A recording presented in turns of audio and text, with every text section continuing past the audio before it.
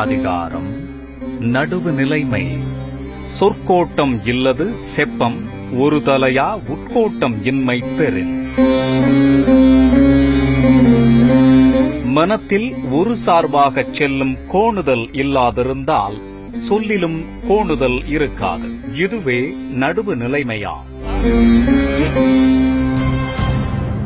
எல்லா குரல்களுமே நடுவு நிலைமை பேசக்கூடிய குரல்கள் தான். அவதான் நிகழ்ச்சியுடைய அடிநாதமா இருக்கக்கூடியது. 32 மாவட்டங்கள், 234 சட்டமன்ற தொகுதிகள், 5.8 கோடி வாக்காளர்களுடைய மனநிலையை துல்லியமாக கணித்து சொல்லக்கூடிய ஒரு முயற்சியாக 35,600 வாக்காளர்களை நேரடியாக களத்தில் சந்தித்து ஒவ்வொரு தொகுதி வாரியாக சந்தித்து உங்களுடைய மனநிலையில் என்ன இருக்கிறது, உங்களுடைய எண்ணத்துக்குள் என்ன இருக்கிறது, நீங்கள் யாருக்கு வாக்களிக்க போல என்பதை துல்லியமாக கண்டறியும் முயற்சியாக இந்தியாவிலேயே மிக பிரம்மாண்டமான கருத்து கணிப்பு நிகழ்ச்சி. ஒவ்வொரு தொகுதி வாரியாக 234 தொகுதிகளுக்கு முடிவுகளை சொல்லக்கூடிய ஒரு பிரம்மாண்டமான நிகழ்ச்சி. மக்கள் யார் பக்கத்துக்கு உங்கள் அனைவரும் அன்போடு வரவேற்கும் நண்பர்களே.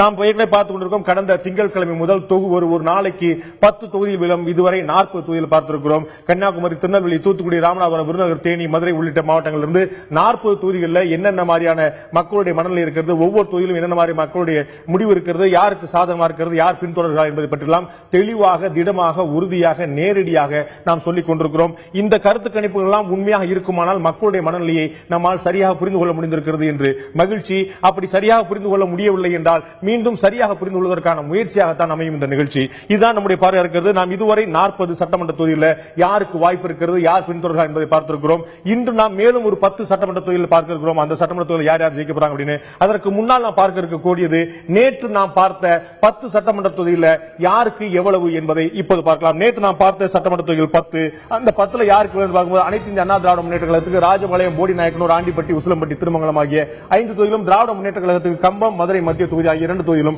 இழுபறி நிலையில் பெரியகுளம், திருப்பரங்குன்றம், மதுரை மேற்கு ஆகிய 3 தொகுதியிலும் இருப்பதை பார்க்கிறோம். கிறிஸ்டியன் மீடியா நிறுவனம் நாம் இணைந்து நடத்திய இந்த பிரம்மாண்டமான கருத்து கணிப்பு முடிவுகள் ஒவ்வொரு நாளும் 10 தொகுதியில் பார்த்து வரோம். இன்னைக்கு நாம் 10 தொகுதியில் பார்க்க இருக்கோம். இன்னைக்கு நாம் பார்க்கக்கூடிய 10 தொகுதிகள் மதுரை தெற்கு, மதுரை வடக்கு, மதுரை கிழக்கு, சோழவந்தான் தனி, மாதரம், மானாமதுரை தனி, சிவகங்கை, திருப்பத்தூர், காரைக்குடி, அறந்தாங்கி, மேலூர் உள்ளிட்ட ஆகிய 10 சட்டமன்ற தொகுதியில் நாம் இன்று பார்க்க இருக்கிறோம். ஒட்டுமொத்த மதுரை தெற்கு, வடக்கு, சோழவந்தான் தனி, மானாமதுரை தனி, மதுரை கிழக்கு, சிவகங்கை, திருப்பத்தூர், காரைக்குடி, அறந்தாங்கி, மேலூர். இந்த நிகழ்ச்சியில் நமக்காக தந்தி டிவி நிறுவனத்துக்காக கிறிஸ்டியன் மீடியா நிறுவனத்தை சேர்ந்த திரு அருண் கிருஷ்ணமூர்த்தி நமக்காக இந்த கருத்துக்களை நடத்தி வந்திருக்கார். உங்களை நிகழ்ச்சிக்கு நான் வரவேற்கிறேன். உங்கள்கிட்ட நான் ஒவ்வொரு தொகுதி வாரியாக இன்னைக்கான 10 தொகுதியில் போறதுக்கு முன்னாடி ஒரு சில அடிப்படை கேள்வி கேட்க பார்த்தேன்.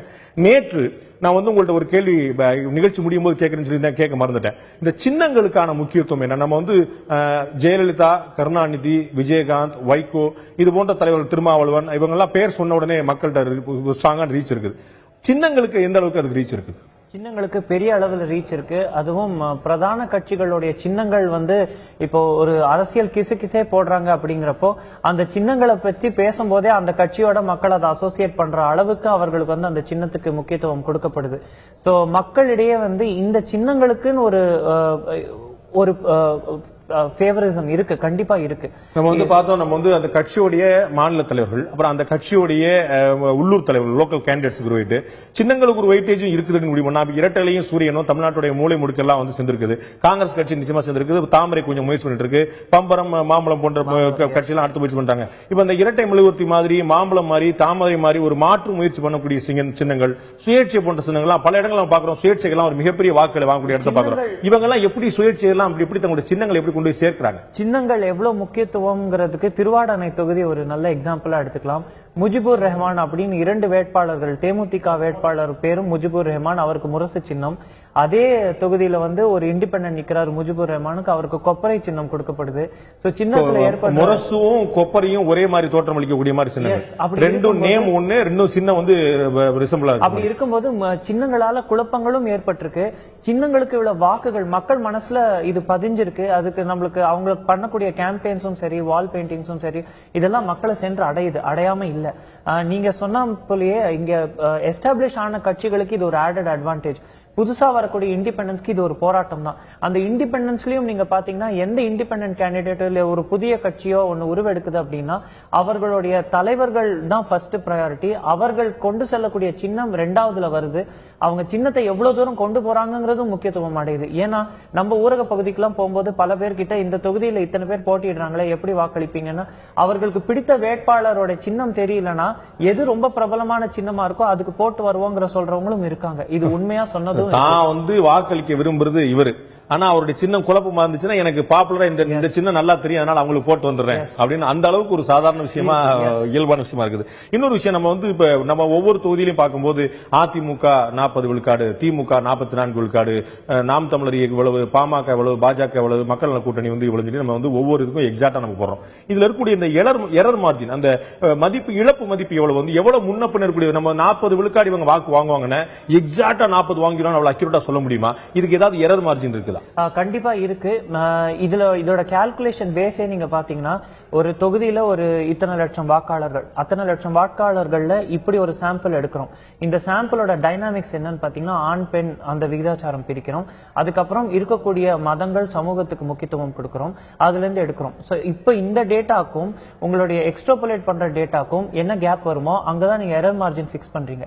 அந்த எரர் மார்ஜின் பிக்ஸ் பண்ணும்போது நம்ம பிக்ஸ் பண்ணிருக்கிறது 2.5 to 3% எரர் மார்ஜின் பேஸ்ல நீங்க பாத்தீங்கன்னா +or-3% அப்படிதான். அதுலதான் நம்ம வந்து எவ்வளவு அக்யூரேட்டா வர 3 விழுக்காடு எரர் மார்ஜின், அதாவது இழப்பு மதிப்பீடுன்னு சொல்லி சொன்னா 40 விழுக்காடு அப்படின்னு சொல்லிட்டு ஒரு கட்சிக்கு நீங்க சொல்றீங்க அப்படின்னா அது 37 to 43 பாக்குறதா, இல்லாட்டி 40 எரர் மார்ஜின் 40ல இருந்து 46 வரைக்கும் பாக்குறதா? 37 to 43. அதுலதான் நம்ம வந்து சில பேர் என்ன கேக்குறாங்க, என்ன வசதிக்கு எல்லாத்தையும் டூ க்ளோஸ் டு கால்ல போட்டுட்டீங்களான்னு. வசதிக்காக நம்ம போடல. அங்க தெளிவு கிடைச்சா அந்த தொகுதியும் யாருக்கு போகுதுன்னு சொல்றதுக்கு நம்ம தயாரா இருக்கோம். ஆனா இன்னும் மக்கள் மனசளவுல வாக்காளர்கள் முடிவெடுக்கல. அங்க வந்து 42%க்கும் 39% தான் கேப் இருக்கு. அப்படிங்கிறப்போ யார் வேணா முந்தலாம். ஏன்னா நம்ம போய் கேட்கிற ஒரு டைமுக்கும் எலெக்ஷன் நடக்கிற டைமுக்குமே ஒரு கேப் இருக்கு. அந்த கேப்ல இன்னும் ஒரு முக்கியமான கட்சி அவர்களுடைய தேர்தல் அறிக்கை வெளியிடல, தலைவர்கள் இப்பதான் புது புது தொகுதிகளுக்கு போறாங்க, இன்னும் பல விஷயங்கள் நடக்குது. சோ மே 16 அவர்கள் அந்த லைன்ல நின்னு பூத்துக்குள்ள போய் ஓட்டு போடுற வரைக்கும் எத்தனையோ விஷயங்கள் மாறலாம். அப்படி மாறும்போது எந்த பக்கம் இந்த தொகுதி மாறதுக்கு அங்கதான் நம்ம தவறா போறதுக்கும் வாய்ப்புகள் இருக்கு. இல்லன்னா எதுக்கு ஒரு தேர்தல் நடத்தணும், நம்மள மாதிரி ஒப்பீனியன் போல் பண்ணி இவங்க தான் ஜெயிக்கிறதா இருக்குன்னு சொல்லிடலாமே, அப்படி கிடையாது. சோ அதுக்குதான் வந்து ஒரு ப்ரோசஸ் வச்சு, ஒரு ப்ரொசீஜர் வச்சு எல்லாமே இருக்கும்போது நம்ம எடுக்கிற இந்த ஒப்பீனியன் போல் என்னன்னா ஒரு ரெப்ரசன்டேஷன். இந்த நம்ம நடத்தக்கூடிய கருத்து கணிப்பு அப்படிங்கிறது ஏப்ரல் மாதம் 15ஆம் தேதிக்கு பிறகு, அதாவது கருத்து கணிப்புகளே ஒரு லேட்டஸ்ட் பீரியட் சொல்லலாம்.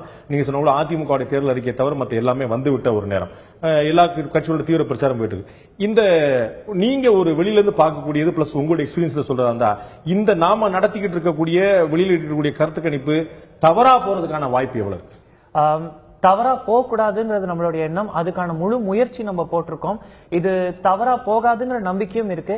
அப்படி தவறா போனா அது காரணங்கள் என்னவா இருக்கலாம் அப்படின்னா, நம்மளுடைய ரெப்ரசன்டேஷன்ல நம்ம ஏதேனும் தவறு பண்ணிருக்கணும்.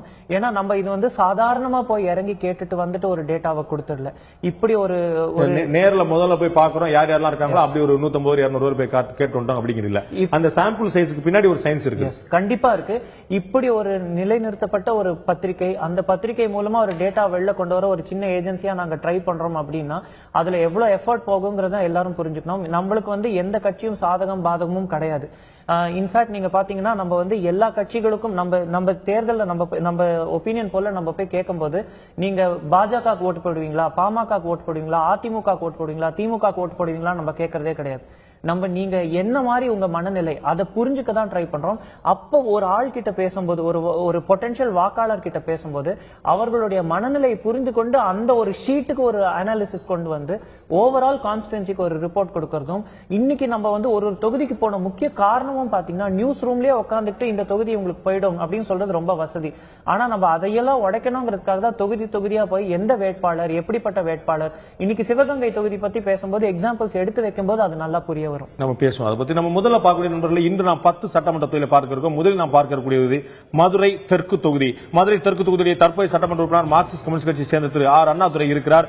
அந்த மதுரை தெற்கு தொகுதி இதுவரை கடந்த தேர்தல் வரலாறு பார்க்கும்போது 1967 இருந்து 2011 வரை மார்க்சிஸ்ட் கம்யூனிஸ்ட் கட்சி புதிதாக உருவான தொகுதி மதுரை தெற்கு. மார்க்சிஸ்ட் கம்யூனிஸ்ட் கட்சி தான் ஒரு முறை வென்றிருக்கிறது. இதுக்கு வந்து கடந்த கால வரலாறு மதுரை தெற்கு என்ற ஒரு புதிதாக உருவாக்கப்பட்ட தொகுதிக்கு வந்து கிடையாது. இதுல மார்க்சிஸ்ட் கட்சி ஒரே ஒரு முறை வென்றிருக்க பார்க்கிறோம். அதுதான் தற்போதைய முறை. அண்ணாதுரை மார்க்சிஸ்ட் கம்யூனிஸ்ட் கட்சியுடைய எம்எல்ஏ இருக்கிறார். இந்த மதுரை தெற்கு தொகுதியில் யார் யாரெல்லாம் வேட்பாளர் இருக்கார் என்று பார்க்கும்போது, அதிமுக சார்பாக எஸ் சரவணன், திமுக வேட்பாளர் எம் பாலச்சந்திரன், மக்கள் நல கூட்டணியில் மதிமுக வேட்பாளர் பூமிநாதன், பாஜக வேட்பாளர் மகாலட்சுமி, பாமக வேட்பாளர் மாரிச்செல்வம், நாம் தமிழர் கட்சி சார்பாக விஜயகுமார் ஆகிய 6 பேர் களத்தில் இருக்கிறார். இவர்களை தாண்டி கூட நிறைய பேர் களத்தில் இருக்கிறார்கள். இந்த மதுரை தெற்கு தொகுதி மக்களிடம் இந்த முறை நீங்கள் யாருக்கு வாக்களிக்க போர்கள் என்று நாம் கேட்டபோது அதற்கு அவர்கள் அளித்த பதில் அதிமுகவுக்கு என்று 40 விழுக்காடு மக்களும், திமுகவுக்கு 38 விழுக்காடு மக்களும், மதிமுகவுக்கு 14 விழுக்காடு மக்கள், பிற கட்சிகளுக்கு 6 விழுக்காடு மக்கள், நோட்டாவுக்கு 2 விழுக்காடு மக்கள், நோட்டா 2, பிற கட்சிகள் 6, மதிமுக 14, திமுக 38 விழுக்காடு, அதிமுகவுக்கு 40 விழுக்காடு மக்கள் மதுரை தெற்கு தொகுதியில் வாக்களிப்பு சொல்லியிருக்காங்க. இதே மதுரை தெற்கு தொகுதி மக்களிடம் மீண்டும் அதிமுக ஆட்சிக்கு வருமா என்ற கேள்வி எழுப்பும்போது 43 விழுக்காடு மக்கள் ஆம் ஆட்சிக்கு வரும் என்றும், மதுரை தெற்கு தொகுதியில் 39 விழுக்காடு மக்கள் இல்லை, அதிமுக மீண்டும் ஆட்சிக்கு வாய்ப்பு இல்லை என்றும், 18 விழுக்காடு மக்கள் தற்போதைக்கு கருத்து சொல்வதற்கு இல்லை என்று சொல்லியிருக்கிறாங்க. இந்த மதுரை தெற்குல எகைன் இது வந்து ஒரு அதிமுக வெர்சஸ் காங்கிரஸ் பார்க்க போறோமா, இது வந்து ஏடிஎம்கே டிஎம்கே பார்க்க போறோம், என்ன காரணத்துக்காக இது வந்து ஒரு ஸ்ட்ராங்கான பேஸ் எடுக்கும் போது மதுரை தெற்கு தொகுதி ஏடிஎம்கே வெர்சஸ் டிஎம்கே தான். ஏடிஎம்கே வெர்சஸ் டிஎம்கே இந்த தேர்தல், அதுவும் இன்னைக்கு நம்ம பார்க்க இருக்கிற பல தொகுதிகள் நீங்க பாத்தீங்கன்னா, சென்ற 2011 தேர்தலில் திமுக காங்கிரஸ் கூட்டணியில காங்கிரஸ் நின்னு தோத்த தொகுதிகள். அப்படி இருக்கும்போது இந்த முறை திமுக அங்க நேரடி போட்டிக்கு வராங்க அதிமுகவோட. சோ அதிமுக திமுக நேரடி போட்டின்னு வரும்போது இங்க போட்டி கடுமையா பலமா இருக்கு. அடுத்தது நீங்க பாத்தீங்கன்னா நாடாளுமன்ற தேர்தல் எடுத்துக்கிட்டீங்கன்னா, இங்க வந்து அதிமுகவுக்கும் ரெண்டாவது வந்த திமுகவுக்கும் கேப் வந்து கிட்டத்தட்ட ஒரு 34,000 வாக்குகள். அதே ரெண்டாவது மூணாவது வந்த திமுக என்டிஏக்கு நடுவில் ரொம்ப சொற்ப வாக்குகள் தான் டிஃபரன்ஸ். 2011லயும் சரி, கம்யூனிஸ்ட் வேட்பாளரே அதிமுக கூட்டணியில் நிற்கிற கம்யூனிஸ்ட் வேட்பாளர் ஒரு 62% வாக்கு வாங்கி இங்க ஜெயிக்கிறாரு. சோ இந்த தொகுதியில அதிமுகக்குன்னு ஒரு பேஸ் இருக்கு. அந்த கட்சி பேஸ உடைக்கிற அளவுக்கு இன்னைக்கு திமுகக்கும் அங்க ஒரு பேஸ் உருவாயிருக்கு. இங்க மக்கள் நல கூட்டணிக்கு தேமுதிகக்கு கம்யூனிஸ்ட் ரெண்டு பேருமே 2011 கம்யூனிஸ்ட் நிக்கிறாங்க, என்டிஏல தேமுதிகவும் நிக்கிறாங்க வாக்குனா. சோ அவங்க கண்டிப்பா கான்ஸ்டிட்யூன்சில ஒரு ஒர்க் பண்ணிருக்காங்க, அவங்களுக்கு ஒரு பேஸ் இருக்கு. சோ இது ஒரு பலமுனை போட்டி இருக்கிற ஒரு தொகுதியா பார்க்கப்பட்டாலும் அதிமுக திமுகக்கு நேரடி போட்டி முதல் 2 இடத்துக்கு கண்டிப்பா இருக்கு. அதுல 38 விழுக்காடு 40 விழுக்காடு 2 விழுக்காடு வித்தியாசம் நம்ம காட்டுறோம். அப்படி காட்டும்போது வந்து இது ஒரு கடுமையான போட்டி இருக்கக்கூடியது, டூ க்ளோஸ் டு கால் சொல்றோம். ஒரு விழுக்காடு வித்தியாசம் மட்டும் இருக்கிற தொகுதியிலே கூட நம்ம ஒரு கட்சிக்கு சாதகமா தான் போகக்கூடிய வாய்ப்பு இருந்து சொல்லியிருக்கோம். இங்க 2 விழுக்காடு இருக்கும்போது நம்ம எப்படி இந்த முடிவு எப்படி இப்போ அடுத்தடுத்த கேள்விகளும் இருக்கு. அந்த மாதிரி ஒரு விழுக்காடு 2 விழுக்காடு வந்த கேப்ல நீங்க அடுத்தடுத்த கேள்விகள் பாத்தீங்கன்னா, இந்த ஆட்சி தொடருமா, இந்த ஆட்சி இந்த வேற அந்த மாதிரி எல்லாம் நம்ம கேள்வி கேட்கும் போது அந்த கேள்விகள்ல பிரதானமா எந்த பக்கம் சாயறாங்க. சோ இது ஒரே ஒரு கேள்வியை மட்டும் பேஸ் பண்ணி வரது கிடையாது. இன்னைக்கு இருக்கிற அந்த 14 கேள்விகள்ல முக்கியமான 2 கேள்விகளோட பிரதிபலிப்பு என்ன, நம்ம வந்து டிசிஷன் எடுக்கிறது இந்த 2 கேள்விகளை மட்டும் பேஸ் பண்ணி கிடையாது, நம்ம கிட்ட இருக்கிற மொத்த கேள்விகளையும் வைத்து. ஆனா மொத்த கேள்விகளையும் இங்க போட முடியாதுங்கிற காரணத்தினால 2 முக்கியமான கேள்விகளை இங்க காட்டி இதோட அவுட்புட் என்னவா இருக்கும்ங்கறத அனலைஸ் பண்ணி எக்ஸ்பிளனேஷன் தான் நம்ம பண்ணி மொத்தமாக 14க்கும் மேற்பட்ட கேள்விகளை நம்ம கேள்விகள் வைத்து அது கேள்வி பதிலாக ஆம் இல்லை என்று பெறாமல் அவருடைய இன்டராக்டிவ் மூட்ல அவருடைய மூட் மேப்பிங் என்று சொல்லக்கூடிய வகையில் அவருடைய மனநிலையை புரிந்து கொள்ள வைக்கக்கூடிய 14க்கும் மேற்பட்ட கேள்வி வைத்து அதன் மூலமாக இருக்கக்கூடிய 2 கேள்விகள் மட்டும் தான் சூஸ் பண்ணி நாம் இந்த திரையில காட்டிக் கொண்டிருக்கோம். அடுத்த பார்க்கக்கூடிய சட்டமன்ற தொகுதி நண்பர்களே, மதுரை வடக்கு சட்டமன்ற தொகுதியில் அதிமுக சேர்ந்த ஏகே போஸ் எம்எல்ஏ இருக்கிறார். இந்த மதுரை வடக்கு சட்டமன்ற தொகுதி இதுவரை ட்ராக் ரெக்கார்டு, இதுவரை தேர்தல் வரலாறு என்ன பார்ப்போம். மதுரை வடக்கு தொகுதியில் தேர்தல் வரலாறு பார்க்கும்போது அதிமுக இதற்கு முன்னால் ஒரே ஒரு முறை இந்த முறை வெற்றி பெற்றிருக்கிறது 2011 சட்டமன்றத்தில்.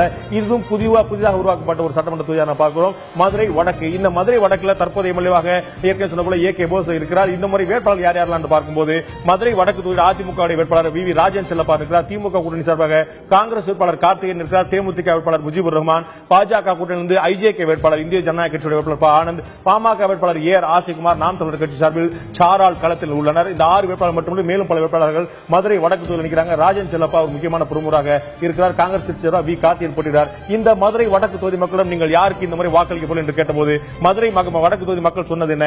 அவர்கள் சொன்னது 45 விழுக்காடு மக்கள் அதிமுகவுக்கு என்றும், திமுகவுக்கு என்று 39 விழுக்காடு மக்களும், தேமுதிகவுக்கு 10 விழுக்காடு மக்கள், பிற கட்சிகள் 5 விழுக்காடு, நோட்டா 1 பிற கட்சிகள் 5, தேமுதிக 10, திமுக 39 விழுக்காடுகள், அதிமுக 45 விழுக்காடுகள். இதே மதுரை வடக்கு தொகுதி மக்களிடம் மீண்டும் அதிமுக ஆட்சிக்கு வருமா என்ற கேள்வி போது அவர்கள் சொன்ன பதில் 45 விழுக்காடு. அதே அளவுக்கு 45 விழுக்காடு மக்கள் மீண்டும் ஆட்சிக்கு வரும் என்றும், இல்லை அதிமுக மீண்டும் ஆட்சிக்கு வராது 40 விழுக்காடு மக்களும் கருத்தில்லை என்று 15 விழுக்காடு மக்கள் சொல்லியிருக்காங்க.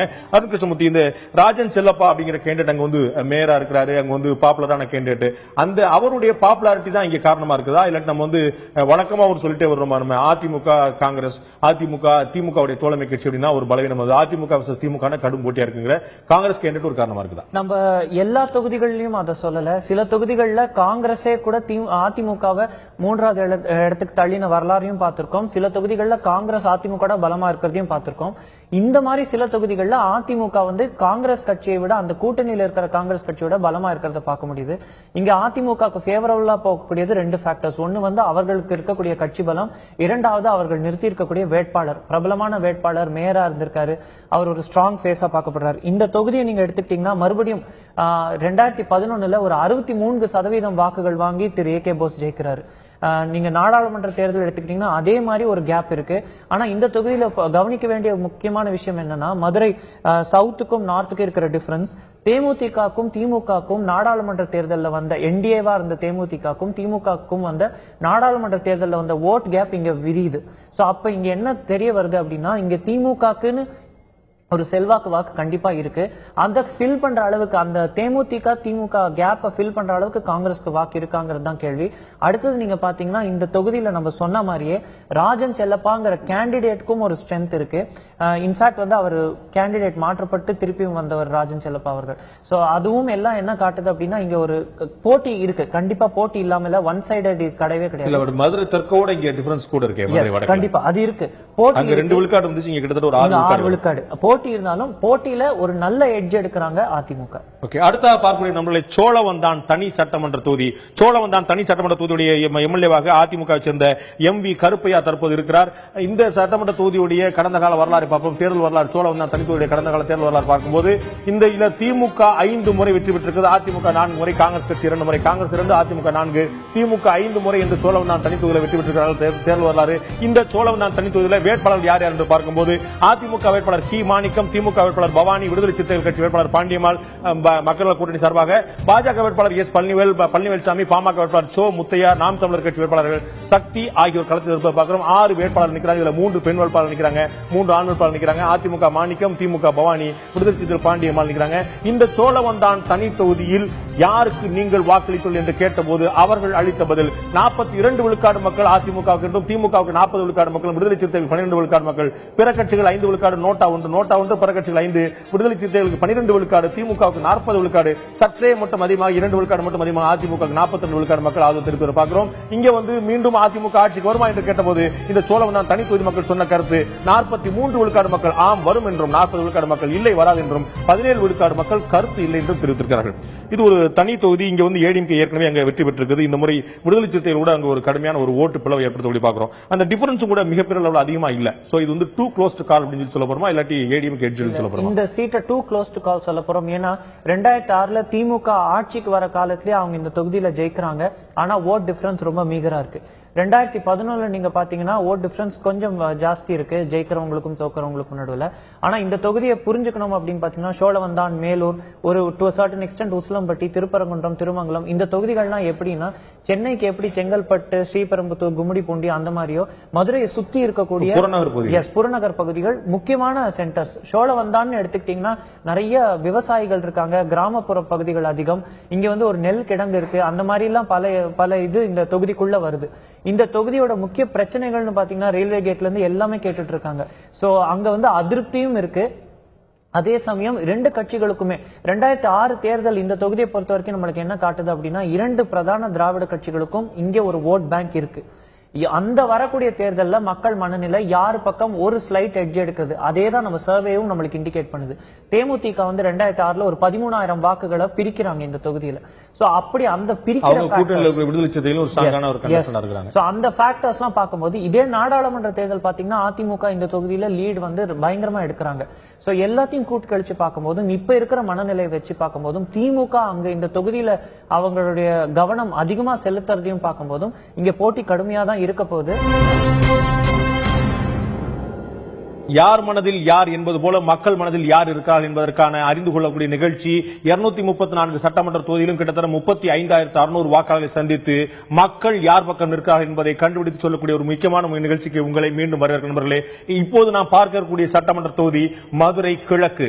மதுரை கிழக்குடைய சட்டமன்ற தொகுதியில் தற்போதைய எம்எல்ஏவாக அதிமுக சேர்ந்த திரு தமிழரசன் இருக்கார். இந்த மதுரை கிழக்கு தொகுதியுடைய ட்ராக் ரெக்கார்டு வரலாறு நம்ம பார்த்தோம்னா, இதற்கு முன்னால் இந்த தொகுதியில மார்க்சிஸ்ட் கம்யூனிஸ்ட் கட்சி 5 முறையும், அதிமுக 4 முறை, திமுக 2 முறை, திமுக 2, அதிமுக 4, மார்க்சிஸ்ட் கம்யூனிஸ்ட் கட்சி 5 முறை வெற்றி பெற்ற ஒரு தொகுதியா நாம் பார்க்கிறோம். இந்த மார்க்சிஸ்ட் கம்யூனிஸ்ட் கட்சியில இந்த மதுரை கிழக்கு தொகுதியில யார் யாரெல்லாம் வேட்பாளர் நிற்கிறார் என்பதை தற்போது பார்க்கலாம். அதிமுக வேட்பாளர் தக்கார் பி பாண்டி, திமுக வேட்பாளர் பே மூர்த்தி, இந்திய கம்யூனிஸ்ட் கட்சியோட வேட்பாளர் ப காளிதாசன், பாஜக வேட்பாளர் சுசீந்திரன், பாமக வேட்பாளர் அழகுராஜா, நாம் தமிழர் கட்சி வேட்பாளர் செங்கன் ஆகியோர் இந்த இடத்துல களத்தில் நிற்கிறார்கள். இவர்கள் தவிர மேலும் களத்தில் நிற்கிற பார்க்கிறோம். இந்த மதுரை கிழக்கு சட்டமன்ற தொகுதி மக்களிடம் நீங்கள் இந்த மாதிரி யாருக்கு வாக்களிப்போம் என்று கேட்டபோது அவர்கள் சொன்ன பதில் என்ன? 42 விழுக்காடு மக்கள் அதிமுகவுக்கு வாக்களிப்போம் என்றும் 40 விழுக்காடு மக்கள் திமுகவுக்கு, இந்திய கம்யூனிஸ்ட் கட்சிக்கு 11 விழுக்காடு மக்கள், பிற கட்சிகளுக்கு 5 விழுக்காடு, நோட்டா 2, பிற கட்சிகள் 5, இந்திய கம்யூனிஸ்ட் 11, திமுக 40, சற்றே அதிகமாக அதிமுக 42 விழுக்காடு மட்டும் பெறக்கூடிய பார்க்கிறோம். இந்த மீண்டும் ஆட்சிக்கு அதிமுக வருமா என்று மதுரை கிழக்கு தொகுதி மக்களிடம் கேட்டபோது 46 விழுக்காடு மக்கள் அதிமுக வேட்பாளருக்கு வாக்களிப்போம் என்று சொன்னதை விட அதிகமான மக்கள் மீண்டும் அதிமுக ஆட்சிக்கு வரும் 46 விழுக்காடு மக்கள் சொல்லியிருக்காங்க. இல்லை என்று 40 விழுக்காடு மக்கள், கருத்து இல்லை என்று 14 விழுக்காடு மக்கள் சொல்லி பார்க்கிறோம். மதுரை கிழக்கு தொகுதியில ஒரு கடும் போட்டி அப்படி நம்ம பார்க்கிறோம். ஒரு 2 விழுக்காடு வித்தியாசம் தான் நம்ம பார்க்கிறோம். 42 விழுக்காடு வித்தியாசம் பார்க்கிறோம். இதுல இந்த கடும் போட்டி ஏற்பட்டதற்கான காரணமா அங்க என்ன இருக்குது? டிஎம்கே அங்க வந்து பேஸ் ரொம்ப ஸ்ட்ராங்கா இருக்குதா? கடும் போட்டி நிறைய தொகுதிகளுக்கு ஏற்படக்கூடிய முக்கிய காரணம்னு பாத்தீங்கன்னா, இந்த தொகுதியை ஸ்பெசிபிக்கா எடுத்துக்கிட்டீங்கன்னா 2 பேருமே வந்து 2 பிரதான கட்சிகளும் கூட்டணி கட்சிகளுக்கு இந்த தொகுதியை ஒதுக்குறாங்க 2006ல. அப்ப கம்யூனிஸ்டும் மதிமுகவும் மோதும் போது வாக்குகள் வந்து 100 வாக்குகளுக்கும் கீழே தான் வந்து டிஃபரன்ஸே இருக்கு. சோ இது என்ன காட்டுதுக்கு தெளிவா அப்படின்னு பாத்தீங்கன்னா, இதே 2011ல நன்மாரன் போட்டிட்ட தொகுதியோ நான் அதை செக் பண்ணி மட்டும் சொல்லிடுறேன். 2011ல நீங்க பாத்தீங்கன்னா அதிமுகவும் திமுகவும் நேரடி போட்டியில அதிமுக 55% வாக்குகளும் திமுக 40% வாக்குகளும் வாங்குறாங்க. சோ அப்ப ப்ரோ ஏடிஎம்கே வேவ் இருந்திருக்கு. ஆனா வந்து 2006 மாதிரி ஒரு நிலைமை, எப்ப வந்து ஓட்டு பிரிக்க ஒரு முக்கியமான ஃபேக்டர் இருக்கு. எல்லா கட்சிகளும் இன்னைக்கு அவர்களுடைய பலத்துல மட்டுமே நிக்கக்கூடிய ஒரு கட்டாயம் இருக்கு. அதுக்கப்புறம் 5 ஆண்டு காலம் இப்ப ஃபேவரபிள் கண்டிஷன்ஸ் அப்படின்னு பாத்தீங்கன்னா, அதிமுக என்ன ஃபேவரபிள் கண்டிஷன்ஸ்னா, அவர்கள் வந்து நாடாளுமன்றத்துல இங்க லீட் எடுக்கிறாங்க. அதுக்கப்புறம் பெருசா இந்த தொகுதிக்கு உட்பட்ட மனஸ்தாபங்கள் எதுவும் சம்பாதிக்கல, அது அவர்களுக்கு ஃபேவரபிள். ஆனா அவங்களுக்கு அகேன்ஸ்டா போகக்கூடிய ஃபேக்டர் 5 ஆண்டு காலம் அவர்கள் ஆட்சியில் இருந்திருக்காங்க, அந்த ஆன்டி இன்கமன்சி. திமுகக்கு சாதகமா போகக்கூடியதுன்னு பாத்தீங்கன்னா, இந்த முறை நேரடியா இங்க போட்டியில களம் இறங்குறாங்க. ஒரு 5 ஆண்டு கால அதிமுக ஆட்சி தவறுகள் குறைகளை எடுத்து சொல்லி அவர்கள் வாக்கு கேட்கிறாங்க. அதுக்கப்புறம் மதுரைன்னு பொறுத்த வரைக்கும் எல்லா கட்சிகளுக்குமே பேஸ் இருக்கும்போது திமுக அவர்களுடைய கட்சி உட்கட்டமைப்பை யூஸ் பண்ணி இங்க நல்ல வாக்கு சேகரிக்க ஒரு ஸ்ட்ராட்டஜியும் வச்சிருக்காங்க. தேமுதிகக்கும் இங்க முக்கிய வாக்கு இருக்கு, கம்யூனிஸ்ட் நின்று இருக்காங்க, அவங்களுக்கும் வாக்கு இருக்கு. இப்ப அவங்க சேரும் போது அவங்க கூட்டணியும் இங்க வாக்கு பிரிக்குது. சோ அந்த மாதிரி பிரிக்கும் போதுதான் மதுரையில இருக்கக்கூடிய மதுரை நகரத்துல இருக்கக்கூடிய ஒரு 5 தொகுதிகள்ல ஒரு 3 தொகுதிகள் வந்து ரொம்ப குழப்பமான நிலையில இருக்கிறத நம்ம பாக்குறோம். ஆனா நம்ம இந்திய கம்யூனிஸ்ட் கட்சிக்கு 11 விழுக்காடு வாக்கு தான் இருக்கும். தேமுதிக ஒரு பேஸ் இருக்குது. ஏற்கனவே இடதுசாரி கட்சிகள் அங்க வெற்றி பெற்று இருக்காங்க. அதையும் தாண்டி 11 விழுக்காடு தான் அவங்களுக்கு அப்படிங்கிற என்ன காரணம்? காரணம் என்னவா இருக்கலாம் அப்படின்னு பாத்தீங்கன்னா, ஒண்ணு வந்து வேட்பாளர் அறிமுகம், இதெல்லாமும் ஃபேக்டர்ஸா இருக்கு. அடுத்தது நீங்க எடுத்துக்கிட்டீங்கன்னா, இந்த முறை வந்து 3வது இப்போ அவர்களுக்கு பேஸ் இருக்குன்னு சொல்லும் போது அவர்கள் ஒரு சைசபிள் ஓட்டு எடுக்கிறாங்க. அது வெற்றி பெறக்கூடிய வாக்கா அப்படிங்கறது அடுத்த கேள்வி. அந்த சைசபிள் ஓட் 10% பிளஸ்ங்கிறது சைசபிள் ஓட் இன்னைக்கும் ஒரு 2 டபுள் டிஜிட் ஓட் வந்து உங்களுக்கு ஸ்ட்ராங்கான பேஸ் கொடுக்குது. அது வந்து வின்னபிலிட்டி இருக்குதா அப்படிங்கிறது ஒரு கேள்விக்குறியா இருக்கு. சோ அடுத்த கட்டத்துக்கு அவங்க நகர வேண்டிய நிலைமை இருக்கிறத பாக்குறோம். அடுத்த நான் பார்க்கக்கூடிய சட்டமன்ற தொகுதி மேலூர் சட்டமன்ற தொகுதி.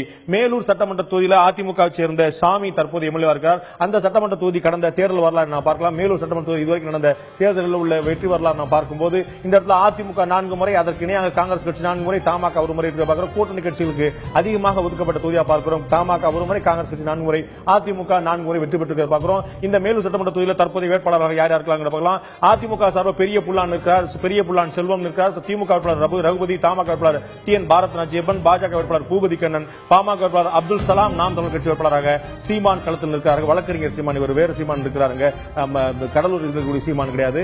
6 சட்டமன்ற தொகுதியில் இந்த சட்டமன்ற தொகுதியில் 6 வேட்பாளர் இருப்பதை பார்க்கிறோம் மேலூர்ல. இந்த மேலூர் தொகுதி மக்களிடம் நீங்கள் யாருக்கு இந்த மாதிரி வாக்களிப்பு கேட்டபோது அவர்கள் சொன்ன பதில் 44 விழுக்காடு மக்கள் அதிமுக ஆதரவாக, 41 விழுக்காடு திமுக ஆதரவாக, தமாக ஆதரவாக 9, பிற கட்சிகளுக்கு ஆதரவாக 5, நோட்டாவுக்கு ஆதரவாக 1, நோட்டா 1, பிற கட்சிகள் 5, தமாக 9, திமுக 41, அதிமுக 44 விழுக்காடு. மீண்டும் அதிமுக ஆட்சிக்கு வருமா என்று மேலூர் தொகுதி மக்களிடம் கேட்டபோது அவர்கள் சொன்ன பதில் ஆம், மீண்டும் அதிமுக ஆட்சிக்கு வரும் 44 விழுக்காடு, இல்லை வராது என்று 39 விழுக்காடு, கருத்து இல்லை என்று 17 விழுக்காடு மக்கள் மேலூர் தொகுதி மக்கள் சொல்லியிருக்காங்க. மேலூர்ல வந்து 44 விழுக்காடு 41 விழுக்காடு, ஒரு 3% டிஃபரன்ஸ் தான் சொல்றோம். உங்களுடைய கணக்குல வந்து 3% ஒரு எரர் மார்ஜினுக்கான வித்தியாசமாக இருக்கு. சோ 3 இந்த பக்கம் அந்த பக்கம் அதிமுகக்கு 3 சரியுது, திமுகக்கு 3 கூடுது அப்படினாலே ஈக்குவல் ஆயிருமே. ஈக்குவல் ஆயிடும். ஆனாலும் இந்த தொகுதியோடைய மத்த டைனாமிக்ஸையும் நம்ம பார்க்கணும். பல பஞ்சாயத்துகள் அடங்கிய ஒரு தொகுதி, பல பஞ்சாயத்துகள் சேர்ந்து முடிவெடுக்கக்கூடிய ஒரு தொகுதி இது. அங்க நம்ம மேலூர் அந்த சைட்லாம் போனாலே பல பேர் பேசக்கூடிய விஷயம். இங்க வந்து குரூப் ஓட்டுன்னு ஒண்ணு இருக்கு. ஒரு பல்கா ஓட்டு போடுற ஒரு ஸ்ட்ராட்டஜி சில பஞ்சாயத்துகள்ல இங்க இருக்கு.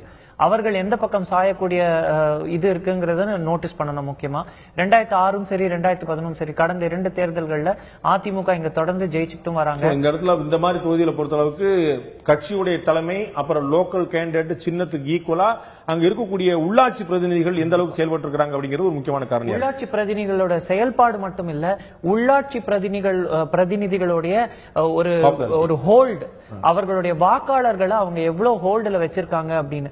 இன்னைக்கு அங்க இருக்கக்கூடிய ஒரு பஞ்சாயத்து யூனியன்ல வரக்கூடிய பஞ்சாயத்துகள்ல இருக்கக்கூடிய பெண்களுக்கு 100 நாள் வேலை வாய்ப்பு திட்டமா இருக்கலாம், மகளிர் சுய உதவி குழுவா இருக்கலாம், இந்த மாதிரி பல்க் ஓட்டெல்லாம் அவங்க எப்படி பார்த்துட்டு இருக்காங்க அப்படிங்கிறது ரொம்ப முக்கியமான ஃபேக்டரா இந்த தேர்தலையும் இல்ல பல தேர்தல்களையும் சரி அது வெளிப்படுது. சோ அந்த மாதிரி ஒரு ஓட்டு இருக்கக்கூடிய ஒரு தொகுதி தான் மேலூர் தொகுதி. மேலூர் தொகுதி அதிமுகக்கு சாதகம் அதிகம் இருக்கிறதுக்கு காரணங்கள் அந்த கட்சிக்கு அங்க இருக்கக்கூடிய பஞ்சாயத்துக்குள்ள இருக்கக்கூடிய செல்வாக்கும். இந்த முறை ஒண்ணு நோட்டீஸ் பண்ண வேண்டியது என்னன்னா, திமுக இந்த நேரடி போட்டியில வராங்க. சென்ற முறை கூட்டணி கட்சிகளுக்கு ஒதுக்கிய பல தொகுதிகள்ல முன்னாடி அதிகமா மேலூர் கூட்டணி ஒண்ணு காங்கிரஸ் தமாக கூட்டணி கட்சி அதிகமாக போயிருக்கு. சப்போஸ் இப்ப காங்கிரஸ் இங்க நின்னு தமாகவும் நின்னா காங்கிரஸோட ஓட்ட பிரிக்கக்கூடிய ஃபேக்டர் தமாகவும் அதிமுக பெரிய அட்வான்டேஜ் இருக்கும். இன்னைக்கு அந்த நிலைமை இல்லாம அதிமுக திமுகக்கு நேரடி போட்டி வருது. அந்த நேரடி போட்டி வரும்போது இந்த ஆட்சியா அந்த ஆட்சியா அப்படிங்கிற கம்பேரிசனும் வரும்போது இவங்க ரெண்டு பேருக்கும் போட்டி வருது. சோ இது நோட் பண்ண வேண்டிய ஒரு ஃபேக்டர். பல இடங்கள்ல இந்த முறை திமுகவே நேரடி போட்டியில களம் இறங்குறாங்க. அந்த கட்சிக்கு ஒரு மிகப்பெரிய அட்வான்டேஜா நான் பாக்குறோம். கூட்டணி கட்சிகளுக்கு இதுக்கு முன்னாடி கிட்டத்தட்ட 130 தொகுதி தான் சராசரியாவே 130 150 தான் போட்டி பாக்குறோம். இந்த மாதிரி 170 தொகுதிக்கு மேல நேரடி போட்டி இருக்கிறது அந்த கட்சிக்கு ஒரு மிகப்பெரிய சாதகமான அம்சம் பாக்குறோம். அடுத்த நான் பார்க்கக்கூடிய சட்டமன்ற தொகுதி மானாமதுரை தனி தொகுதி. இந்த மானாமதுரை தனி தொகுதியில் இதுக்கு முன்னாடி தற்போது அதிமுக சேர்ந்த எம் குணசேகரன் சட்டமன்ற உறுப்பினர் இருக்கார். இந்த மானாமதுரை தொகுதியுடைய தேர்தல் வரலாறு நான் பார்க்கிறோம். இதற்கு முன்னாடி யார் யாரெல்லாம் வெற்றி பெற்றார்கள் பார்க்கிறோம். மானாமதுரை தனி தொகுதியில் இதற்கு முன்னால் யார் வென்றார்கள் பார்க்கும்போது அதிமுக 4 முறை, திமுக 2, காங்கிரஸ் 1, இந்திய கம்யூனிஸ்ட் 1, தமாக 1, சுயேட்சை 1, பிற கட்சிகள் 1 என்று தலா ஒரு தொகுதியில் ஒரு முறை வெற்றி பெற்றிருக்க பார்க்கிறோம். திமுக 2 முறையும் அதிமுக 4 முறையும் இந்த மானாமதுரை தனி தொகுதியில் வெற்றி பெற்றிருக்க பார்க்கிறோம். இந்த மானாமதுரை தனி தொகுதியில் வேட்பாளர் தற்போது யார் என்று பார்க்கும்போது அதிமுக வேட்பாளர் எஸ் மாரியப்பன் கன்னடி, திமுக வேட்பாளர் சித்ரா செல்வி, விடுதலை சிறுத்தைகள் வேட்பாளர் தீபா அன்பழகன், பாஜக வேட்பாளர் எம் ராஜேந்திரன், பாமக வேட்பாளர் மலைச்சாமி, நாம் தமிழர் கட்சி சார்பாக சத்யா ஆகிய 6 வேட்பாளர் களத்தில் நிற்கக்கூடிய பார்க்கிறோம். 3 பெண் வேட்பாளர்கள், 3 ஆண் வேட்பாளர்கள் முக்கியமான வேட்பாளர் பார்க்கப்படுகிறது. இதை தாண்டி கூட நிறைய வேட்பாளர்கள் களத்தில் இருக்கிறார்கள். இந்த மானாமதுரை தனி தொகுதி மக்களிடம் நீங்கள் இந்த மாதிரி யாருக்கு வாக்களிக்க போறீங்க நாம் கேட்டபோது 44 விழுக்காடு மக்கள் நாங்கள் அதிமுக வாக்களிப்போம் என்றும், 43 விழுக்காடு மன்னிக்கவும் 44 விழுக்காடு மக்கள் திமுக வாக்களிப்போம் என்றும், அதிமுக வாக்களிப்போம் என்றும் 1 விழுக்காடு கம்மியாக 43 விழுக்காடு மக்களும், விடுதலை சிறுத்தைகள் 6 விழுக்காடு, பிற கட்சிகளுக்கு 5, பாஜக 1, நோட்டா 1, பாஜக 1, பிற கட்சிகளுக்கு 5, விடுதலை சிறுத்தைகளுக்கு 6, அதிமுக 43, அதை விட 1 விழுக்காடு அதிகமாக, திமுக 1 விழுக்காடு அதிகமாக 44 விழுக்காடு மக்கள் மானாமதுரை தனி தொகுதியில் ஆதரவு பார்க்கிறோம். இந்த தொகுதி மக்களிடம் மீண்டும் அதிமுக ஆட்சிக்கு வருமா என்று நாம் கேட்டபோது அவர்கள் சொன்ன பதில் 52 விழுக்காடு மக்கள் ஆம் அதிமுக மீண்டும் ஆட்சிக்கு வரும், இல்லை வராது இந்த 41 விழுக்காடு மக்கள் கருத்தில்லை என்று 7 விழுக்காடு மக்கள் சொல்லி பார்க்கிறோம். ஒரு ஸ்லைட் எட்ஜ் டிஎம்கே எடுக்கிறது பாக்குறோம் மானாமதுரை தனி தொகுதியில. அதற்கு என்ன அங்க சாதகமான அம்சம் என்னவா இருக்கு? முக்கியமா இந்த தொகுதி நம்ம எப்படி வந்தோம் அப்படின்னா, ராமநாதபுரம் முடிச்சுட்டு திருவாடானை, சிவகங்கை, திருப்பத்தூர், காரைக்குடி அப்படிலாம் முடிச்சுட்டு மானாமதுரைக்கு வரோம். நம்ம வரும்போது இந்த தொகுதியோட ஜியோகிராபியை புரிஞ்சுக்கிறதுக்கு ஒரு பக்கம் பரமக்குடி தொகுதி, இன்னொரு பக்கம் திருச்சுழி தொகுதி. சோ இங்க இந்த நம்ம எப்படி நேத்து பேசும்போது சிவகாசி, ஸ்ரீவில்லிபுத்தூர், ராஜபாளையம் ஒரு ஸ்ட்ரெச் ஆஃப் ஒரு கான்ஸ்டிடுவன்சிஸ்ல ஏடிஎம்கேக்குன்னு ஒரு இது இருக்கும். அந்த மாதிரி இங்க டிஎம்கேக்குன்னு ஒரு ஓட்டு இருக்கக்கூடிய இடங்களா இதெல்லாம் இருக்கு. அப்படி இருக்கும்போது இந்த மானாமதுரை தொகுதியில இந்த முறை ஆன்டி இன்கம்பன்சி கொஞ்சம் ஸ்ட்ராங்காவே இருக்கிறத நம்மளால ஃபீல் பண்ண முடியுது. அதை ஃபீல் பண்ண முடிஞ்சும் கூட அதையும் மீறி இந்த ஆட்சி தொடரும்னு ஒரு 50% மக்கள் சொல்றதுக்கு காரணம் அங்க அதிமுக இருக்கக்கூடிய பேஸ். ஆனா அதை உடைக்கிற அளவுக்கு இந்த முறை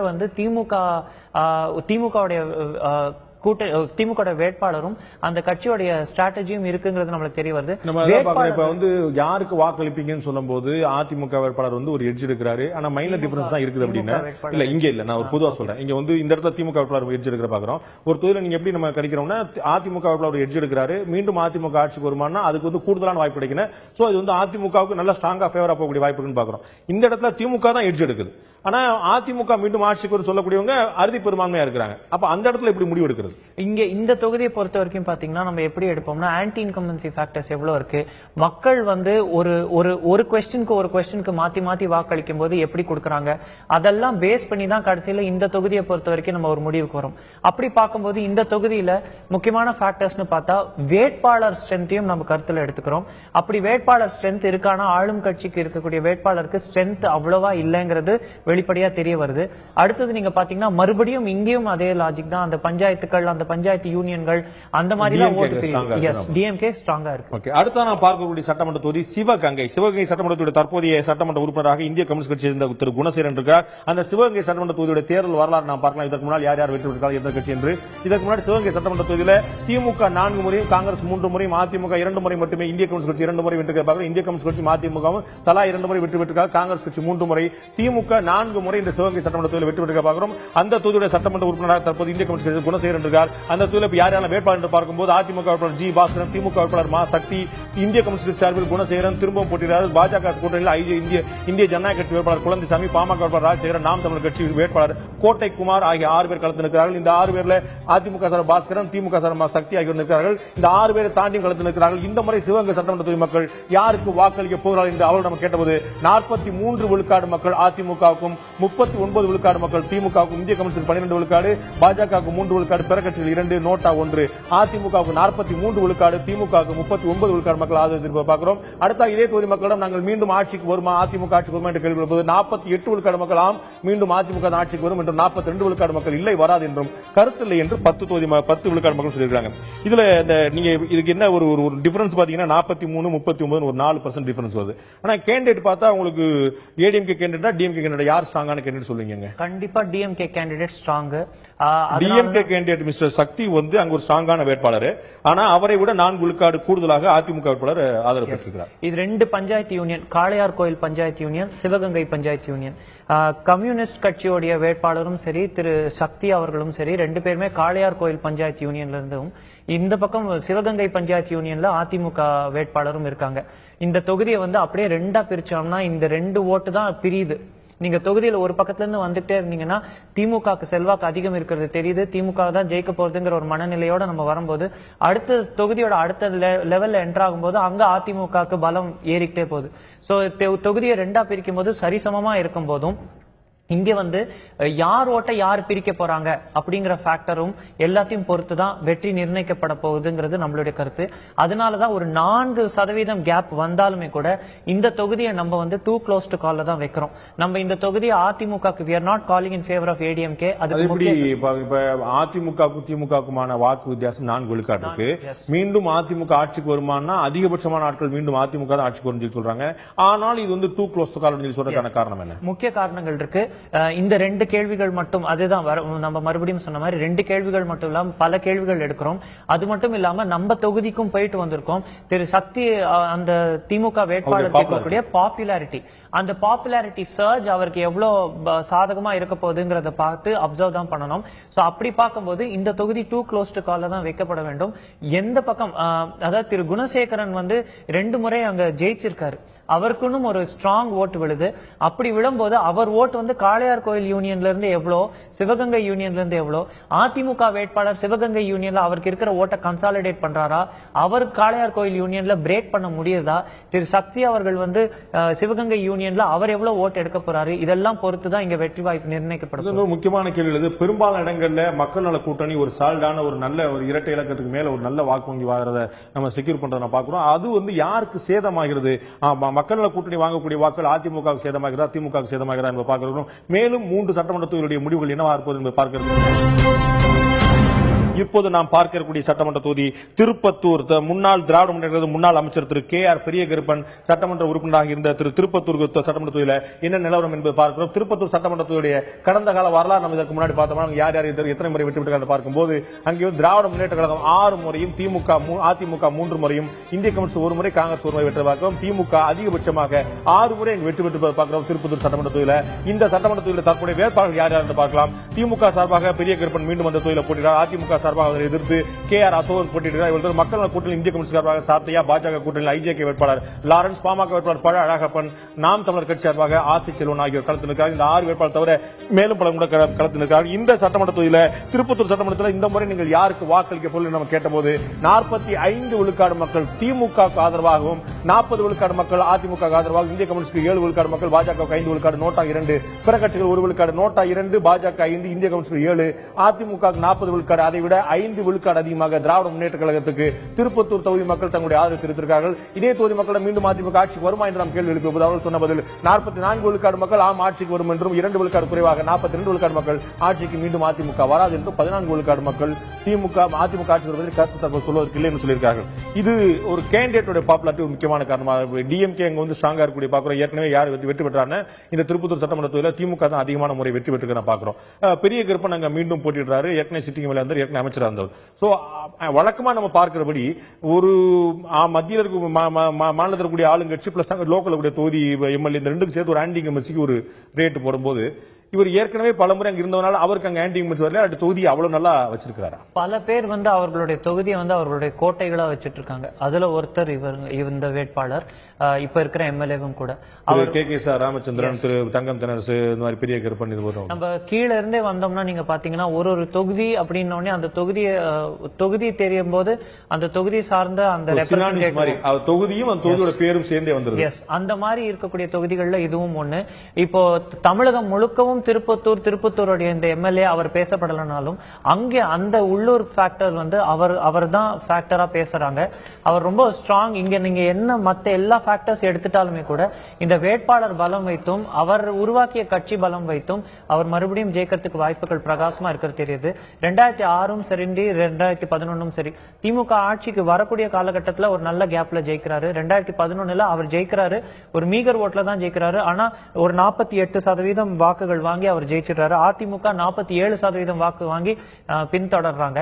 அது என்னத்தை காட்டுது அப்படின்னா இந்த ரெண்டு கட்சிக்குமே அங்க பலம் இருக்கு. ஆனா அந்த பலத்தை உடைத்து திமுகவை மேல கொண்டு வரது இணையான பலம் பார்த்தா அங்க இருக்கக்கூடிய கேண்டிடேட்ஸ் பெரிய கருப்பன் தன்னுடைய தனிப்பட்ட செல்வாக்கு கூடுதலான ஒரு செல்வாக்கு திமுகவை வெளியில கொண்டு வந்துடுறாங்க, வெற்றிக்கு வாய்ப்பு கொண்டு வர பாக்குறோம். அடுத்த நான் பார்க்கக்கூடிய சட்டமன்ற தொகுதி காரைக்குடி சட்டமன்ற தொகுதி. இந்த இடத்துல அதிமுக சேர்ந்த சி.டி. பழனிசாமி தற்போது எம்எல்ஏ இருக்கிறார். அந்த காரைக்குடி சட்டமன்ற தொகுதியுடைய கடந்த கால வரலாறு பார்ப்போம். காரைக்குடி சட்டமன்ற தொகுதி இதுவரை எந்தெந்த கட்சி எத்தனை முறை வெற்றி பெற்று பார்க்கும்போது இந்த காரைக்குடி தொகுதியில் அதிமுக 4 முறை, திமுக 3 முறை, காங்கிரஸ், தமாக, பாஜக பிற கட்சிகள் தலா ஒரு முறை வெற்றி பெற்று பார்க்கிறோம். திமுக 3 முறையும் அதிமுக 4 முறை வெற்றி பெற்ற தொகுதியாக காரைக்குடி இருப்பது பார்க்கிறோம். காரைக்குடி தொகுதியில் யார் யாரெல்லாம் வேட்பாளர் நிற்கிறார் பார்க்கும்போது அதிமுக சார்பில் கற்பகம் இளங்கோ, திமுக கூட்டணியில் காங்கிரஸ் வேட்பாளராக கே.ஆர். ராமசாமி, மக்கள் கூட்டணியில் அதிமுக வேட்பாளராக செவந்தியப்பன், பாஜக வேட்பாளர் முத்துலட்சுமி, பாமக வேட்பாளர் துரைப்பாண்டி, நாம் தமிழர் கட்சி சார்பாக பரிமளம் ஆகியோர் களத்தில் இருக்கிறார்கள்.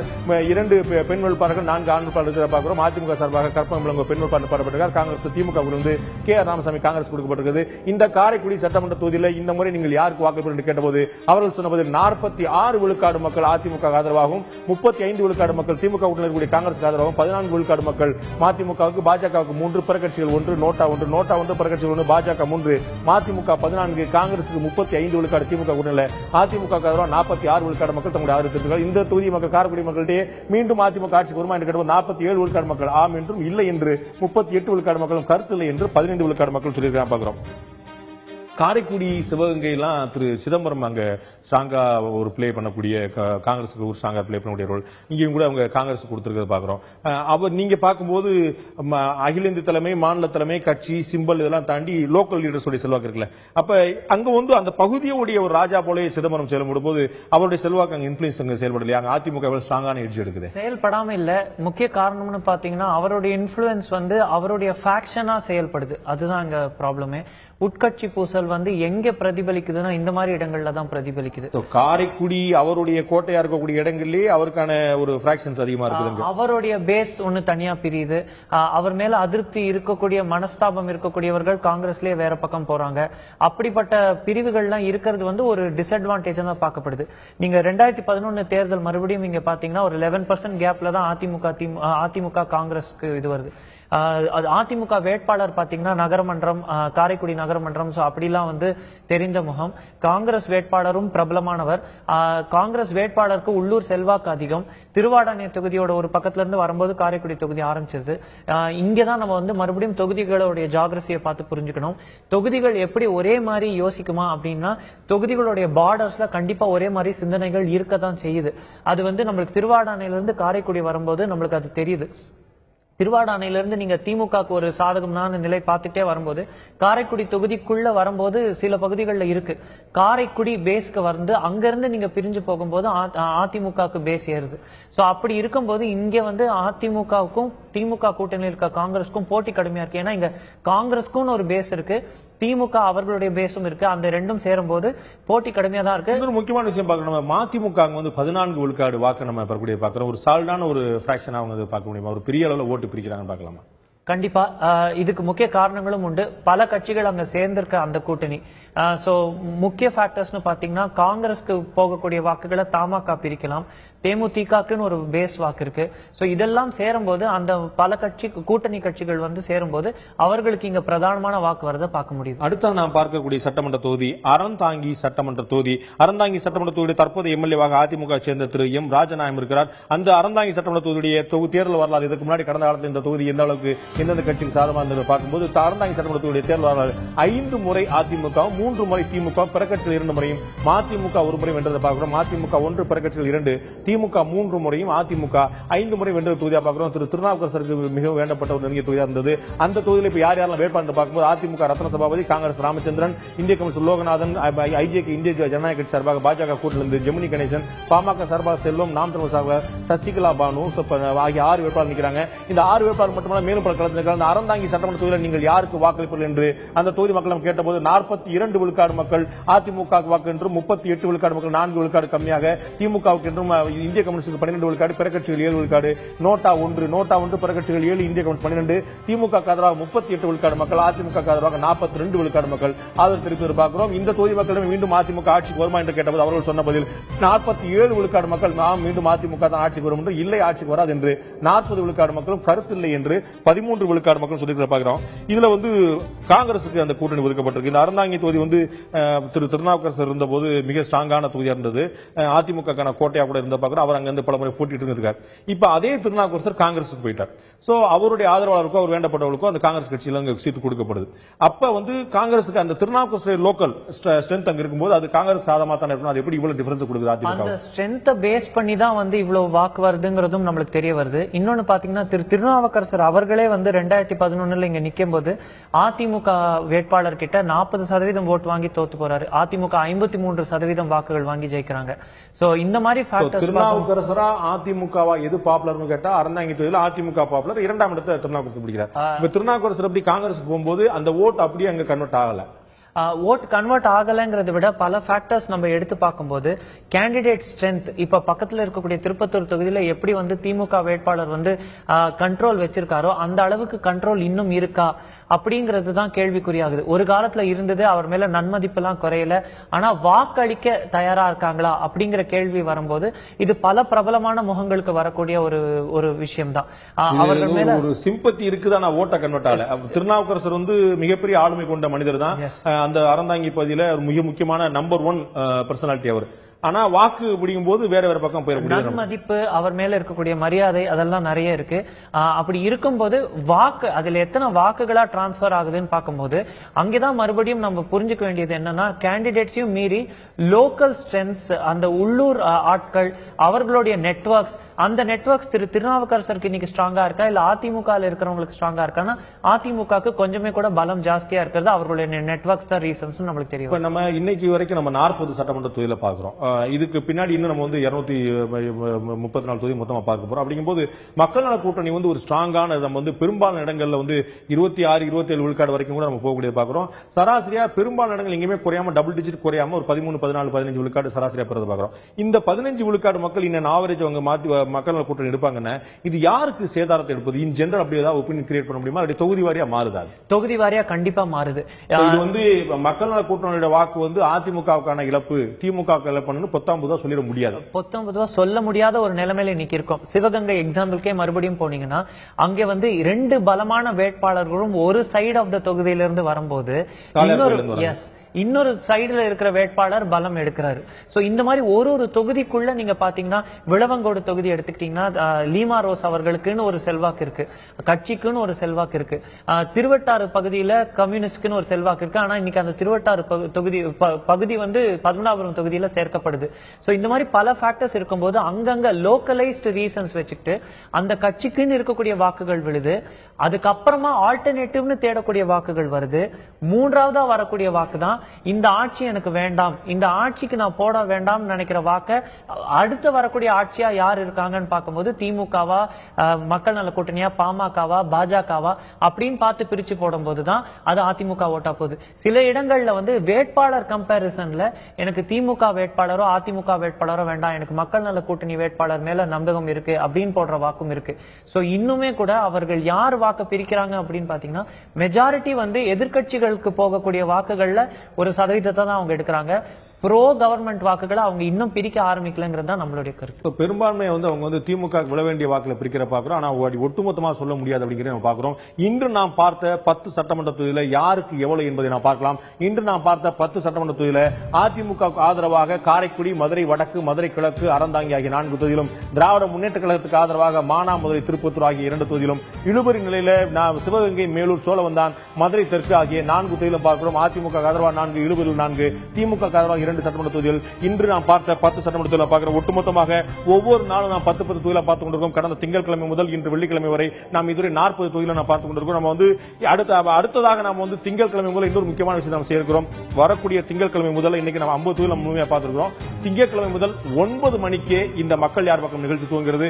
இதுவரை 9:30 துவங்கி கொண்ட நிகழ்ச்சி 9 மணிக்கே துவங்குகிறது. 9 மணி முதல் ஒவ்வொரு நாளும் நாம் 20 சட்டமன்ற தொகுதிகளை நாம் பார்க்க இருக்கிறோம். 20 சட்டமன்றங்கள் ஒரு நாளைக்கு என்ற விதத்தில் அடுத்த வாரமே நாம் 100 சட்டமன்ற தொகுதிகளை கவர் செய்ய இருக்கிறோம். அதற்கு அடுத்த மிச்சக்கூடிய தொகுதிகளை கவர் செய்து அடுத்த வெள்ளிக்கிழமைக்குள்ளாக 234 சட்டமன்ற தொகுதிகளை முழுமையாக கவர் பண்ண இருக்கிறோம். இன்னைக்கு நம்ம இன்னொரு 50 சட்டமன்ற தொகுதிகள், அடுத்த வாரம் 150 சட்டமன்ற தொகுதிகள், அதற்கு அடுத்த வாரம் ஒட்டுமொத்தமாக 234 சட்டமன்ற தொகுதிகளை கவர் பண்ண இருக்கிறோம். முழுமையாக மிகப்பெரிய அளவில் இந்த மக்களுடைய மனசாட்சி என்னவா இருக்கிறது, மக்களுடைய மனசுக்குள் என்ன இருக்கிறது என்பதை முழுக்க வெளிப்படுத்தி சொல்ல வகையில் நேரடியாக வெளிப்படையாக உள்ளங்கை நெல்லிக்கனி போல எந்த ஒளிவு மறைவும் இல்லாமல், யாருக்கும் சாதகமாக இல்லாமல், யாருக்கும் பாதகமாக இல்லாமல் என்ன நாம் களத்தில் பார்த்தோமோ அதை வெளிப்படையாக சொல்லி களத்தில் இருக்கிறவர்கள், முந்துபவர்கள், பின்தொடர்கள் இருவருக்குமே சாதகமாக அவர்கள் தங்களுடைய வெற்றி வாய்ப்பை உறுதி செய்து கொள்வதற்கு என்னெல்லாம் செய்ய வேண்டும் என்பதற்காக இந்த ஆலோசனை நிகழ்ச்சி போல இருந்து கருத்து கணிப்பு நிகழ்ச்சி போல மட்டுமில்லாமல் ஒரு ஆலோசனை நிகழ்ச்சி போல வேட்பாளருடைய பலம் என்னவா இருக்கிறது, கட்சியோட பலம் என்னவா இருக்கிறது, மாற்றுக் கட்சிகள் என்ன செய்கின்றன, வேறு கட்சிகள் வாக்கு எங்கெல்லாம் செய்கிறது என்பதை முழுமையாக அலசி ஆராய்ந்து மக்களுக்கும் கட்சிக்கும் அத்தனை பேருக்குமே ஒரு சாதகமான அம்சமாக இருக்கக்கூடியதான் இந்த நிகழ்ச்சியுடைய முயற்சியாக பார்க்கிறோம். இந்த நிகழ்ச்சியில் கலந்து கொண்டு கருத்து அருண் கிருஷ்ணமூர்த்திக்கு நன்றி. பார்த்த உங்களுக்கும் நன்றி. மீண்டும் இன்னொரு நிகழ்ச்சி சந்திப்போம். அதுவரை நன்றி, வணக்கம்.